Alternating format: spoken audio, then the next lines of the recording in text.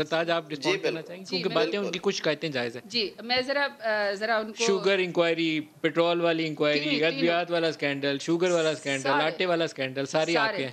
اچھا سب سے پہلے جو شوگر انکوائری میں سے جو نکلے گا نا ان دا اینڈ 29 بلین کی سبسڈی میں سے نا 27 بلین انہوں نے دی ہے.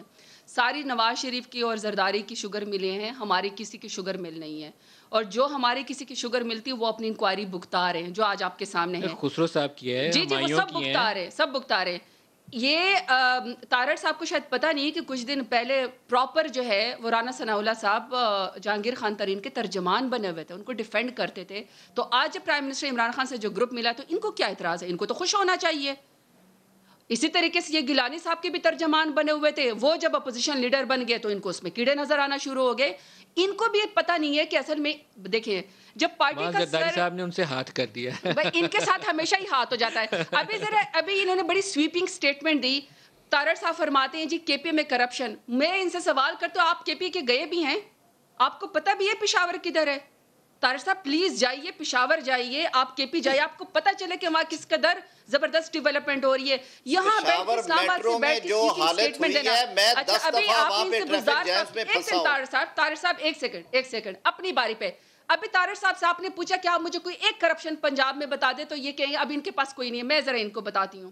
میں ان کے خادم میں اعلیٰ ہوتے تھے. کے حالات اچھے نہیں.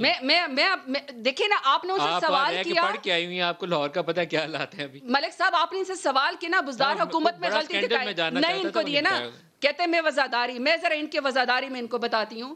شہباز شریف صاحب سے جو نیب نے سوال کیے ہیں، شہباز شریف سے جو انہوں نے ڈکلیریشن کی ہے 1990 میں ان کے ٹوٹل خاندان کے 21,50,000 کی ٹوٹل ان کے ایسٹس تھے. 21,50,000 پوری فیملی کے. جی پوری فیملی ملا کے شہباز شریف ملا کے. جی 2018 میں ان کے پاس آپ کو پتہ ہے کتنے، سوری 21 کروڑ 50 لاکھ کے. ایک سیکنڈ طارق صاحب، 2018 میں ان کے پاس جب یہ خادم اعلیٰ جب یہاں سے ہٹ گئے اس کے بعد ان کے پاس 7 ارب 32 کروڑ 80 لاکھ روپے کے ان کے پاس ایسٹس ہیں. ان سے نیب نے جب سوال پوچھا کہ بھائی صاحب 380 سٹیٹیز آپ کے خاندان کے، آپ کے بھانجے بتیجوں اور بیگمات کی اس میں آئی ہیں، یہ پیسے کہاں سے آئے ہیں؟ آپ کے پاس اتنے کم روپے تھے اور آپ 7 ارب کے مالک کیسے بن گئے؟ تو آپ کو پتہ انہوں نے کیا جواب دیا؟ انہوں نے کہا میرے پاس 10 بھینسیں ہیں، میں ان بھینسوں کا دودھ بیچ کے گزارا کرتا ہوں. انہوں نے کہا میری کمر میں درد ہے. انہوں نے کہا کہ میں بوڑھا شخص ہوں. انہوں نے کہا میں نے پنجاب کی خدمت کی ہے. یہ نہ بتایا کہ یہ ایسٹس منی ٹریل ان کے پاس کہاں سے آئی ہے. تو وزادار ضرور رہی ہے طارق صاحب، لیکن وزاداری میں آپ نے پنجاب کو لوٹ کے کھا لیا ہے. بریفلی اس کا جواب دینا چاہیں گے؟ Very briefly. میں جی بالکل 4 ججز نے 4 روز یہ مقدمہ سنا ہے اور جو وہ کنٹروورسی آئی کہ بیل ملی نہیں ملی، اس کے بعد 3 ججز نے ان سوالوں کے جواب لینے کے بعد انہیں ضمانت دی ہے. میں نے خود وہ کیس پلیڈ کیا ہوا ہے. سارے پاکستان کے اثاثے اگر شہباز شریف کے نام پہ لکھ دیے جائیں، جو پاس سے گزرا ہے اس کے اثاثے بھی شہباز شریف کے اکاؤنٹ میں 1 ٹی ٹی نہیں تھی.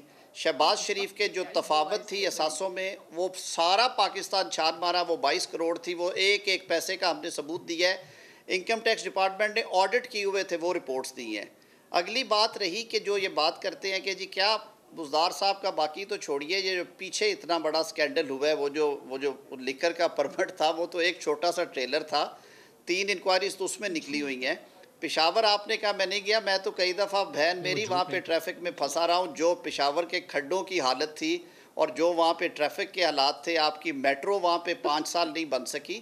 چھوڑیے ان باتوں کو، آگے کی فکر کیجئے، اس ملک کو سنوارنے کی کوشش کیجئے.